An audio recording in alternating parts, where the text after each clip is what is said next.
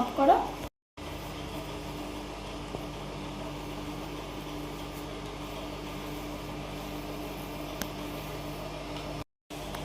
আলু গোলাটা দেখেই বাপি ভাবছে যে পেটে গেলে ঠিক কি হবে।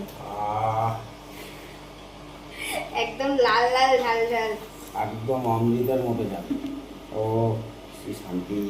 আর এটা আলু গোলাটা সবাই একটু বেশি ভালোবাসে। দুপুরবেলার মেনু আজকে আলু মাখা হচ্ছে, আর এইদিকে দেখো আছে এদিকে কলা ভাজি আছে, মুগ ডাল আছে, আর ভাত আছে। কারা কারা খেতে চাও চলে আপনারা এসো। যদি খেতে চান ঠিক এইরকম প্রসেসিং করবেন, তাহলে দেখবে সেই সেই সেই লেভেলের খাওয়া।